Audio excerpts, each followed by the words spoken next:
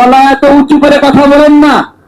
আমি তো বিদ্যুতের বিল বাকি রাখি নাই, সরকার কেন বিদ্যুৎ কেন্দ্রের বিল বাকি রাখছে?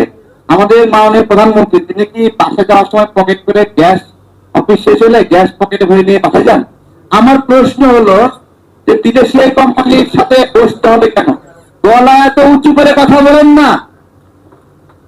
প্রায় 1.5 লক্ষ কোটি টাকা পিডিবির লোকসান ছিল আপনাদের সময়ে, 50,000 কোটি টাকা ভর্তুকি দিতে হয়েছে।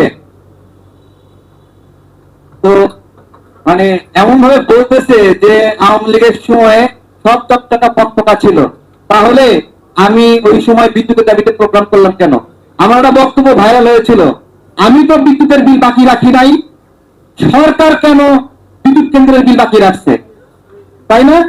এটা 2022 সালের বক্তব্য। তার মানে কি? তার মানে তখনও বিদ্যুতের বিল বাকি রেখেছিল আওয়ামী লীগ সরকার। সুতরাং এখন খালি বগল বাজাচ্ছে যে আগেই ভালো ছিল, আগেই ভালো ছিল।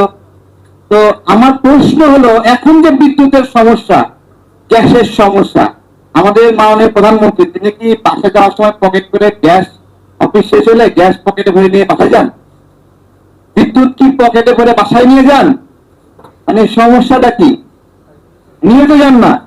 আবার এইরকমও তো উনি চান না যে লাঠি দিয়ে বাইরে মেরে বিদ্যুৎ কেন্দ্র ভেঙে দিছে, গ্যাস টার্মিনাল ভেঙে দিছে, বা নিজে গ্যাস লাইট জ্বালায় গ্যাস কেন্দ্র পুড়ায় দিছে।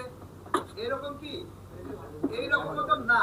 তাহলে আমার ওইটাই জিজ্ঞাসা যে সমস্যাটা কোথায়? সমস্যা হলো গত কয়েকদিন আগে এই যে এক্সিলাইটের সঙ্গে সরকারের কর্তৃপক্ষরা বসেছিল পিটার হাসদের সঙ্গে। আমার প্রশ্ন হলো যে বিদেশি এই কোম্পানির সাথে বসতে হবে কেন? টাকা নেয় না, টাকা নেয় না। তার মানে কি সংকট তাদেরই সৃষ্টি করা? তাদের সৃষ্টি করা? কই বিরোধী দল তো সেখানে গিয়ে ধরে না যে হাঁস মুরগির সঙ্গে সরকার কেন বসতে হচ্ছে, জিজ্ঞাসা করছে? এই জিজ্ঞাসা করেনি। কিন্তু আমরা ভুগছি, আমরা সমস্যায় ভুগছি, গ্যাসের সমস্যায় ভুগছি, বিদ্যুতের সমস্যায় ভুগছি,